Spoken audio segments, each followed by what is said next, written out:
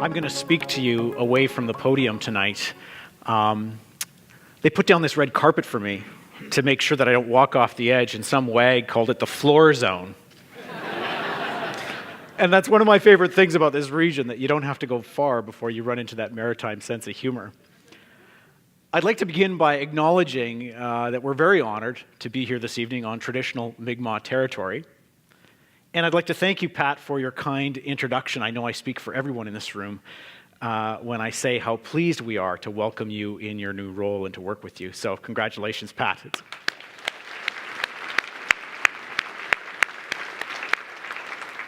Now, in some of that introduction, you heard a little bit about Dalhousie. So it might surprise you that tonight, I'd actually like to park my role as president of Dalhousie, take off my hat, and instead speak to you as someone working in this community, someone who is raising their children here and who has a keen interest in the kind of society and the kind of community we're creating for them and the opportunities that they'll have as they grow up. So I don't know, Larry, my board chair, I might have just hampered my year-end bonus there by taking Dal off the table. But above all, I'd like to address you as someone who has been truly inspired by the power of what people in this part of the country can do when we come together. You know, pausing to reflect on our accomplishments is important, particularly at a time when we face so many challenges. We know, looking around the world, or in our own country, the slow growth in our economy. We're conscious of growing income inequality, issues like climate change, the impact of demography and aging populations. And Nova Scotia, in many ways, serves as a case study of how so many of those challenges and those forces come together. My friend and colleague, Ray Ivany, who I think is here tonight, out there, Ray, put his hand up. I think Ray is out there. He's perhaps done more than anyone to alert us to the challenges we face here in this province. As many of you know, Ray has announced his retirement from Acadia next year. Under Ray's leadership, Acadia has had so much success. It's doubled its industry engagement in a number of sectors that are so important to this province: data analytics, tidal, energy, and wine. And I'd like to take this moment actually to thank Ray for not only his leadership of Acadia, but also for his service to our province and his country. Thank you, Ray.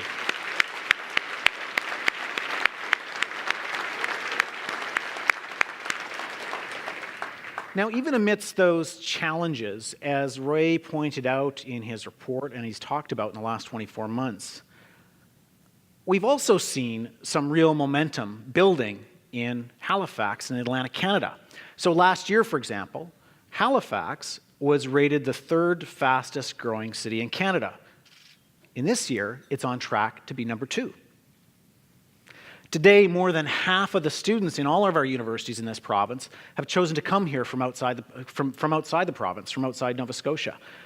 In the last 5 years, for example, the number of international students studying at Nova Scotian universities increased by 40%.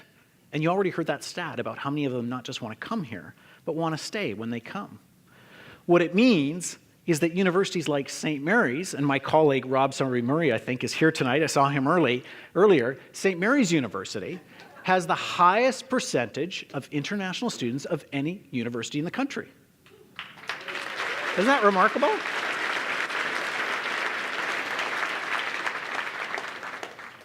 So more international graduates are coming here. When they come here, they want to stay, and more of them are finding employment. And that's because of collaborations like the one between Mount St. Vincent University. So with the Mount, Ramona, my good colleague, who's also retiring this year and has been a wonderful colleague and leader in this community.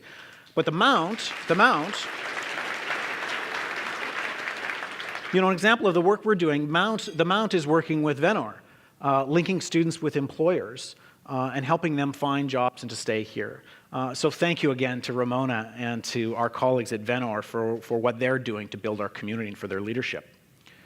Other examples of momentum. Last year, Halifax, the city of Halifax, was recognized for having more promising IT startups than any other city in the country. More than Toronto, more than Ottawa, more than Waterloo. And if that doesn't suggest momentum, consider that in the last 5 years, we have had more than $1.5 billion in exits. That's sales sales of companies of Atlantic Canadian startups. And just very last week, you will have heard one of the latest examples of that with Analyze Re. It's a company that I'm proud to say came out of Dalhousie's Starting Lean program and sold for between $15 and $20 million. But don't take my word for all of this about this momentum. Actually, there was a clip just on Halloween, and it's always dangerous to amend your presentation at the last minute. But on October 31st, on BNN, one of the most legendary venture capital investors in Israel, John Medved, had this to say about Halifax. Can we roll that clip?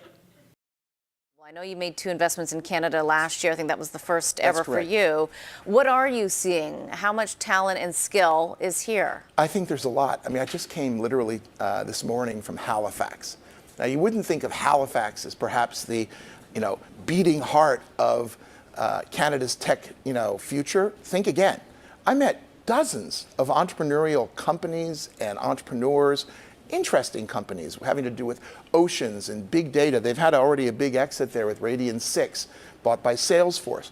And even in a place like Halifax, there's that spirit. There are young investors and young entrepreneurs. What we're lacking is an international network that's coming in to jump on that bandwagon and to help these companies really sort of reach the world. And so we're very excited about Canada. Isn't that amazing? So,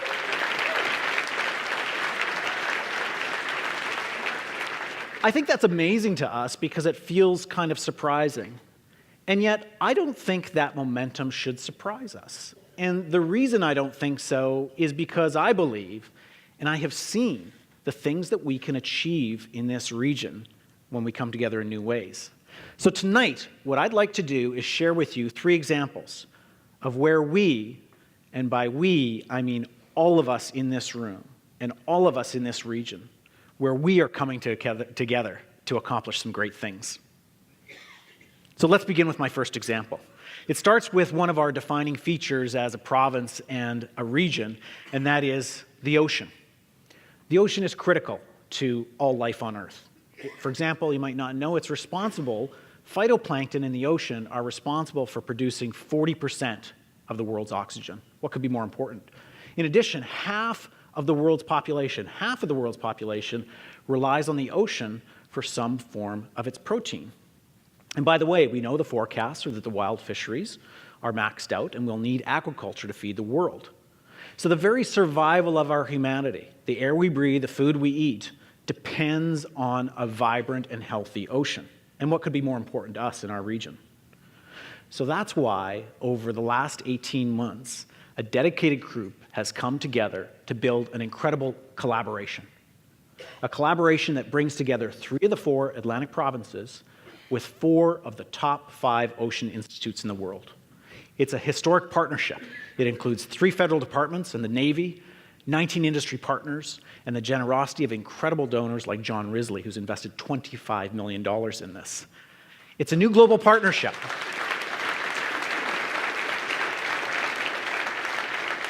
It's a new global partnership that brings together the best of this region with the best in the world. We call it the Ocean Frontier Institute, or OFI, and it's about 3 things: sustainable fisheries and aquaculture, better understanding of climate change, and delivering new ocean data and technology products to end users. What could be more important? And what could be a better place for this kind of work than right here in Atlantic Canada? I'd like to now invite a member of the OFI team to the stage to tell you more about the research and technology involved. Please welcome Dalhousie professor, Dr. Sarah Iverson. Thanks, Richard, and good evening. I'm the scientific director of the Ocean Tracking Network, which is a global biological ocean observing system, and in fact, the only one that is truly global. And yet it's headquartered right here at Dalhousie, and it's now a component of the Ocean Frontier Institute. We track thousands of individual animals of over 100 different species using revolutionary new tracking technology that tracks animals in the ocean in relation to changing ocean conditions. And we track everything from crustaceans to fish and sharks, turtles, marine mammals. And one of the very cool revolutionary technologies or tools that we use is this guy right here. No, he's not the door prize. This is called a wave glider. And what's so cool about this glider is that it is completely self-propelled by wave action. It has these large solar panels that basically power any of the instruments it carries to track animals throughout the ocean and to track ocean conditions. And so it is, we'll switch to the slide again, it is basically emission-free, cost-effective, and it goes wherever we tell it to go from the comfort and safety of our computer. And so it's really changing the way that we study the oceans. And why do we need a tool like this that's so mobile throughout the ocean? Well, it turns out marine animals recognize no boundaries, no regional, national, or international boundaries. And just as an example, these juvenile salmon that leave our rivers, and those in the northern United States, and we hope return to spawn, they basically head to Greenland in between. And so they're the exact same individuals that Greenland fishes. So we have to better understand and work together globally to try and manage our resources. We are also tracking snow crab and basically helping to inform the second most valuable fishery in Canada. And we're also tracking things like the blue shark, which is the most common shark species in our waters and is critical to our ecosystem. And in fact, we recently had the assistance of a now very talented shark tagger. Take it away, Rick. I am 2 hours southwest off the coast of Nova Scotia on the greatest field trip any student could possibly imagine. Today, I joined undergrads from Dalhousie University and members of the Ocean Tracking Network in a quest to get up close and personal with nature's most feared and misunderstood creature, the shark. At the Mercer Report, I am, as always, hands-on. Unless, of course, something eats my hand. Thank you, Rick. Well, so what have we learned? Well, I'll just, of the many sharks that we have tagged of this species, I'll just give you two examples. The first one is our red blue shark, who basically, came out and went along the continental shelf and then kind of came back. But these blue sharks in our waters are not just our sharks. We take the green blue shark, and he booked it all the way south of Disneyland. So you can see these animals really do use a global ocean, and we have to understand it and manage it together like that. And so with the Ocean Frontier Institute, one of the newest initiatives are some intensive studies on Atlantic halibut. Perhaps you remember the last time you went to the grocery store and paid $20 a pound for a steak. And the Atlantic cod, which is finally, it appears, in the northern region, seems to be recovering. And so we don't want these populations to go away. We want to understand them, we want to manage them, and we want to be able to sustainably use them. And so coming together in the Ocean Frontier Institute, by establishing these amazing partnerships both nationally and across nations, and being able to collaborate, share resources, infrastructure, equipment, data, and expertise, we really are truly now poised to become a world leader in oceans research, and we are poised to be able to truly try and better understand, manage, and adapt to our changing oceans so that we can continue to sustainably use them. So back to you, Richard. Thank you, Sarah. Sarah, thank you for that, and thank you, of course, for all the work you do to inspire our students and advance research, an area that's so important to this region and to this world. I hope all of you feel the success or feel part of the success of this, because by building on the strengths in the ocean industries and the skills represented by everyone in this room, we've been enabled to build this partnership that enables us to undertake science at a scale that's never been possible before. As Sarah kind of indicated there when you saw that shark heading for Disneyland, you see that the issues of the ocean are too big for any one university to tackle on their own. And in fact, they're too big for even one country to tackle alone. So next I'd like to invite Dr. Paul Snellgrove from Memorial University. Paul is the network director of the NSERC Canadian Healthy Oceans Project, and he's going to talk to us about how we were able to create these historic partnerships. Paul. Thank you. Thank you, Richard, and greetings from Newfoundland. You know, we share a really special piece of oceanic real estate, which is the Northwest Atlantic. And so I want to take a few minutes tonight to tell you why it's so special. So first of all, we, of course, are the Arctic Gateway. And so as interest in the Arctic expands and we see great change happening in the Arctic, we're really well poised to try and go up there and do work, and we're right at the doorstep for potential research projects. A second issue is that it's a sea of challenge, and so the Northwest Atlantic creates a lot of challenge in trying to do research. It also creates challenge in trying to do commerce. And so how can we make sure we have safe and sustainable oceans, come up with technologies and approaches that will allow us to go out there and work safely and sustainably? A third issue is that it's a hotspot for productivity. Now, this is true on a global scale. We're one of the most productive areas of the ocean around the world, and of course, that's why we initially settled Atlantic Canada, because of the productive fisheries. So trying to understand that productivity and how it's going to change in future oceans, lots of tremendous questions there and opportunities for research.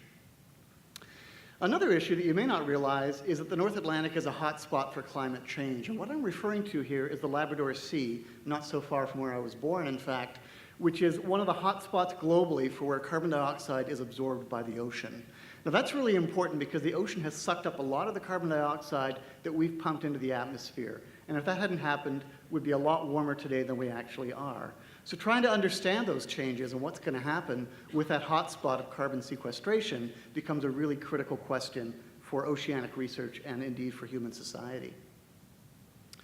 And of course, the Atlantic Ocean is part of our identity. I myself am the descendant of a fisherman, and I suspect many of the people in this room have close connections to the oceans. So we've depended on the oceans, our livelihoods depend on the oceans. Today, of course, I plumb the oceans for knowledge, as opposed to my grandfather plumbing for fish. But nonetheless, we draw on the oceans for inspiration, for our economics, and for our societal advancement. So many of us at Memorial University and at Dalhousie University and University of Prince Edward Island have worked together over the years, but it's really been piecemeal. And so we have individual projects, we have good collaborations, but it really has been in bits and pieces. And we can do a lot better. Fortunately, now we have the Ocean Frontier Institute, which will create brand new bridges that allow us to work much more holistically and in a much more coordinated fashion. It really is the opportunity of a lifetime, and it's really a wonderful opportunity for those of us who are involved in it. And so when we think about sustainable oceans, we should think about all the issues, the challenges associated with that. In Europe, we talk about blue growth. It's been a hot topic there. But here in Atlantic Canada, we know there are great opportunities for ocean wealth from this part of the world as well. But how can we do that in a safe and sustainable way? And so that's really what the Ocean Frontier Institute is all about. And so what I want you to think about as I close is the fact that we have a group of scientists who work very well together. And what we're talking about here is one institute, one ocean, one solution to the many problems that we face together. So thank you for your time, and back to you, Richard.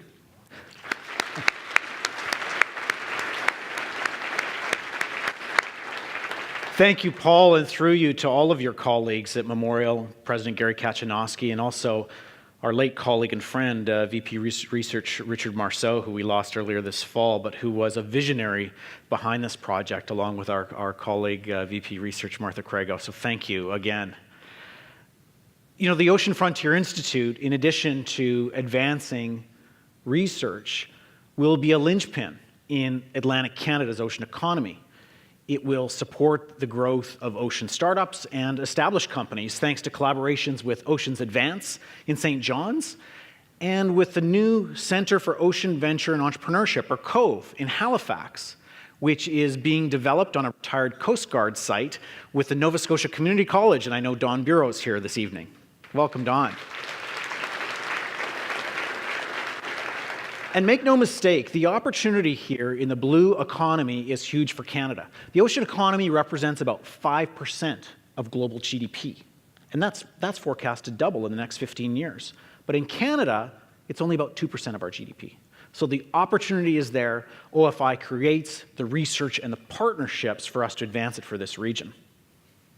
OFI, as I said, what's remarkable about it is that it brings together the best of this region with the best in the world to be competitive on the global stage. And when we did that, look what happened. We were awarded the largest federal research grant in Canada this year, $94 million. But wait, there's more. It sounds like a commercial, doesn't it? But wait, there's more, because on top of that grant, we attracted more than $220 million in ocean science technology investment in Atlantic Canada. And it's a game changer. It's an accomplishment that we can all be proud of, and I hope that you share in the success of it. For my second example, for the next stage of our journey, I'd like to talk about people.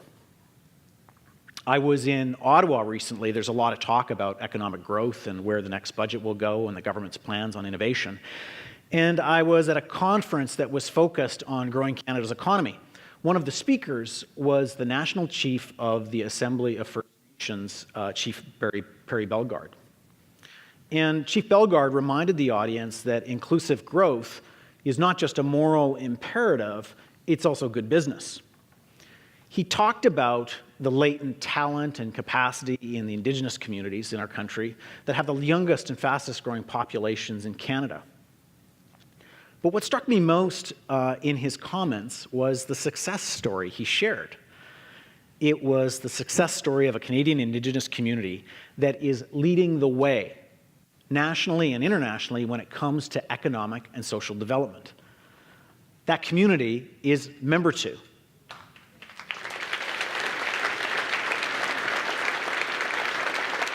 Member 2, the Cape Breton Mi'kmaq community that has diversified into commercial fishing, into convention hosting, into data services, and tourism.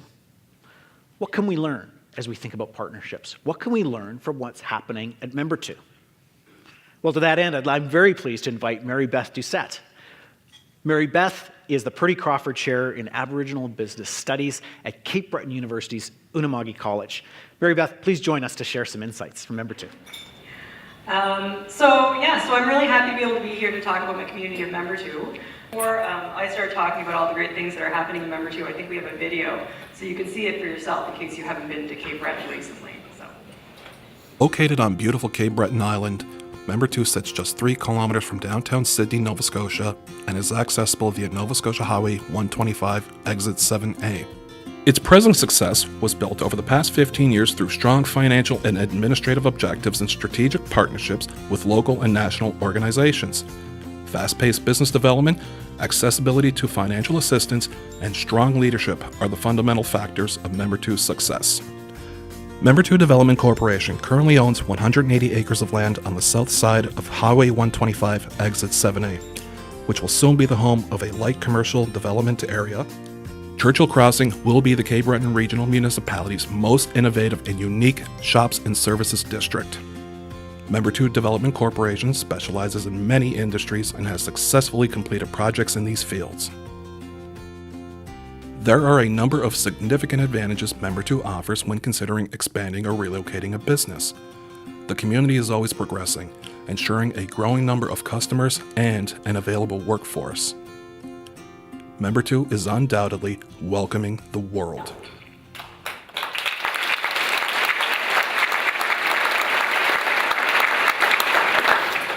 So I will tell you a few facts, a little bit about Member 2, and then I'll talk about Member 2 and CBU. So Member 2 is the third largest employer in the Cape Breton Regional Municipality, has an annual operating budget of more than $55 million. It employs more than 650 people and paid $1.8 million in taxes to the CBRM last year. They also donate more than $1 million to local charities every year. So Member 2's strategy is essentially a model.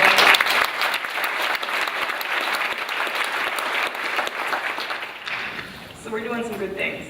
And Member 2's strategy is essentially a model of transparent governance, a commitment to education, a commitment to health and wellness in the community, and a vision for growth through partnership. And I'm one example of that partnership. I work for the Purdy Crawford Chair in Aboriginal Business Studies at Cape Breton University. And Member 2 and CBU signed an MOU years ago that demonstrated their commitment to education for young people. And so we have an advisory board in the Shannon School of Business at CBU, where Purdy Crawford, the late Purdy Crawford, asked Chief Terry Paul what we could do as an institution to better support the Mi'kmaq community.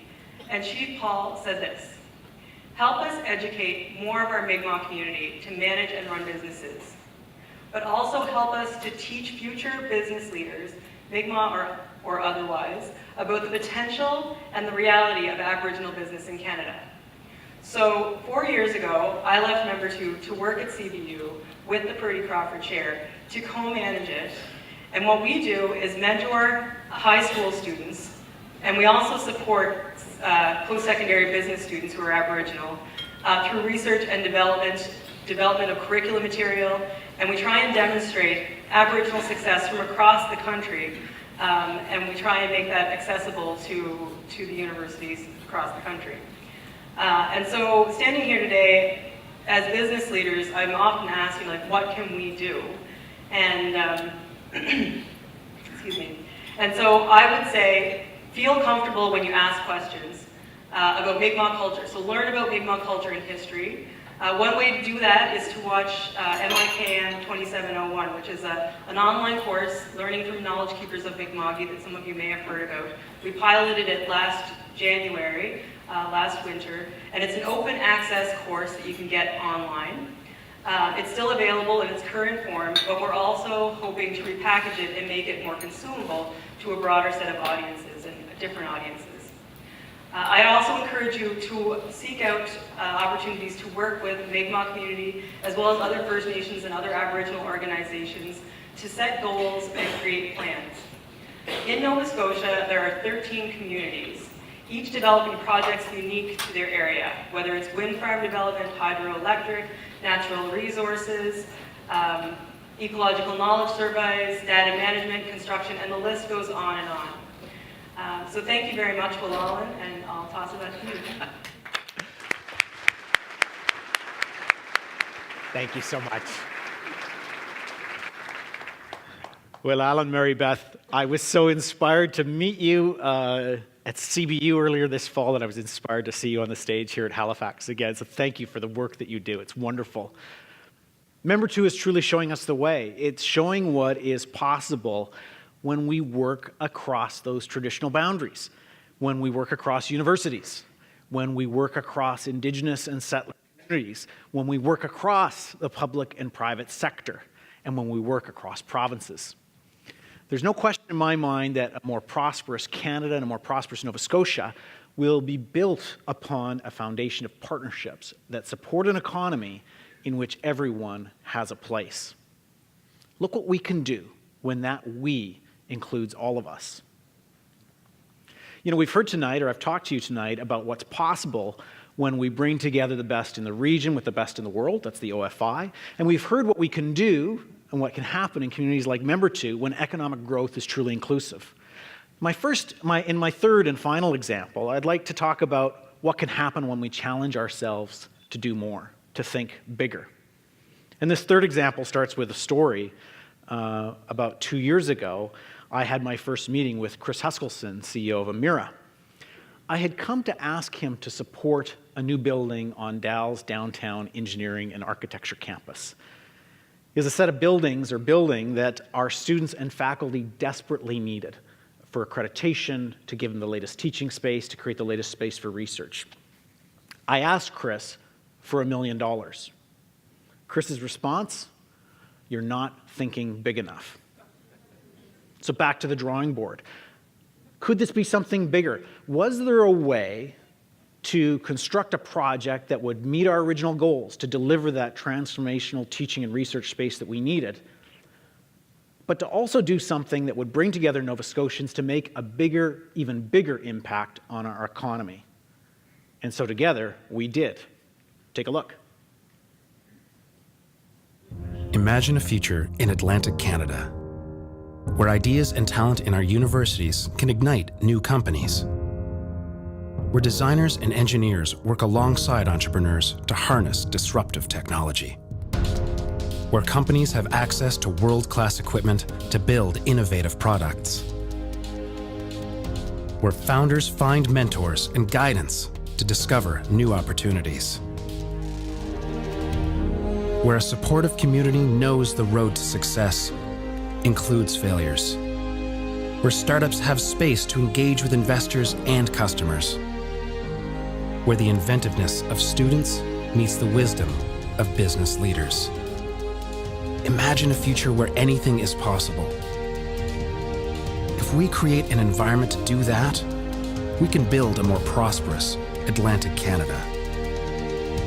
That future is closer with Idea Hub. Idea Hub. This project, Idea Hub, which will open in 2018, will be the most advanced engineering incubator and accelerator space in Canada.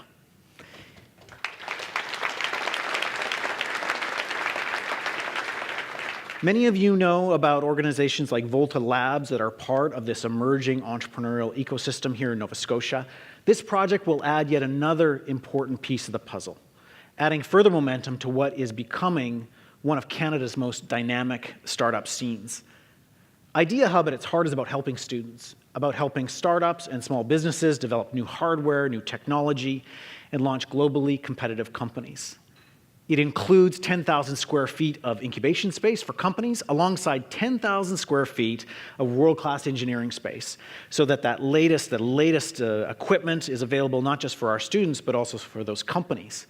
Inside Idea Hub, you'll also find testing and fabrication facilities, early-stage funding supports, and connections with venture capital funders and accelerators. It's a space Halifax needs, and it's going to wind up to be located right at the heart of this city's downtown emerging innovation district. Idea Hub will be the heart of a revitalized engineering campus, but I want you to know that it is not just a DAL initiative. It's a partnership that spans this innovation ecosystem. It includes post-secondary institutions like DAL and Acadia, I've also mentioned, NASCAD as well, and Diane Taylor-Gearing, I think, is here tonight.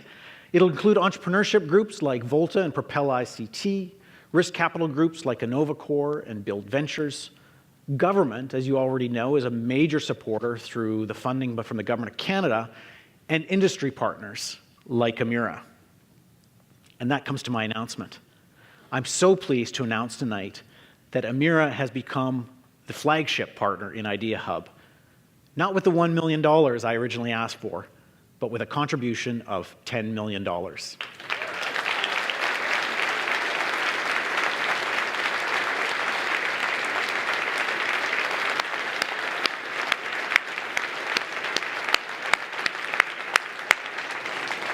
On that note, please join me in welcoming Bob Hanf, Executive Vice President of Stakeholder Relations at Emera, to say a few words about Idea Hub. Thank you, Bob.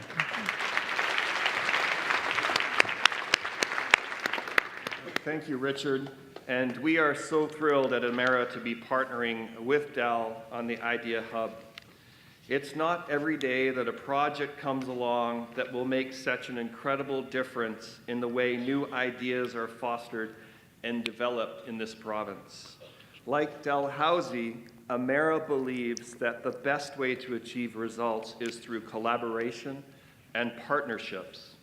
We're very proud to be part of this collaborative effort, and it's one that I know will make a very important difference for Nova Scotia students. I personally believe that it is important to lead with a common interest. We have a common interest. I think it's safe to say most of us have a very similar long-term aspirations for the place that we call home. Whether you're in the private sector, public life, or the academic realm, or just entering the workforce for the first time, I believe that we all have a responsibility to try to make a difference in our region now and into the future.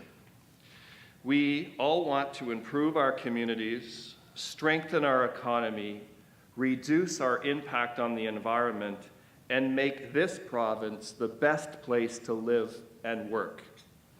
These goals are not independent of one another. good energy policy leads to a strong economy, which leads to good social and environmental practices. At Emera, we believe the Idea Hub can be part of the solution to achieve these significant goals. Thank you very much. Thank you, Bob. Wonderful, wonderful. Bob, thank you, to Chris, to your colleagues, to the board of Emera, for pushing us, for pushing Dal, for pushing all of our partners to think bigger, to define a project that could make even a bigger transformational difference for this region. Like much of what we've been talking about tonight, this is not just a Dalhousie story or an Emera story. It is, again, a story of what Nova Scotians can do when we come together and work differently. That's why local entrepreneurs John Risley, again, Colin McDonald, and Mickey McDonald have also been among the first to step up and support Idea Hub.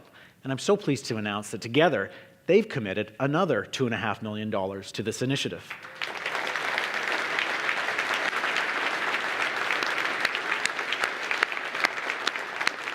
And I know there will be more support from our community as we build out these types of exciting projects. You know, my colleagues and I, as presidents, we all know that the well-being of our universities is inseparable from the well-being and the prosperity of Nova Scotia and Atlantic Canada. Universities have a big role to play, and that is why we're so passionate about our primary role in developing the great human potential in our communities. But it's also why we're keen to work with you, the business community, in supporting entrepreneurship, in expanding co-op and work-integrated learning, and in building those research collaborative partnerships that will help Atlantic Canadian companies innovate and grow. We want to partner with you. You know, at the outset of my talk this evening, I suggested that our momentum shouldn't surprise us. The three examples that we've looked at tonight offer us one simple yet powerful lesson. When we come together in new ways, look what we can do. Look what we can do together. Now, it's awfully trite to simply say that the secret to success is for all of us to work together and to collaborate. And yet, we must find new ways of coming together in this region. And that's not always the most natural thing to do. Because building real trust can mean making way for the advancement of a partner you may have once regarded as a competitor. Working inclusively might require you to open yourself up to a very different way of seeing and knowing the world. And bringing out the best in each of us may take an investment in your partner, even at the cost of a further investment that you might have made in yourself. I take this seriously, I take this very personally, because I truly believe that no one does anything alone. And for me, I believe that's just as true for institutions and for communities as it is for individuals. Look what we can do when we work together, when we bring the best of our region together with the best in the world, when we find ways to be more inclusive, and when we challenge ourselves to think bigger. Look what we can do. Thank you all, and good evening.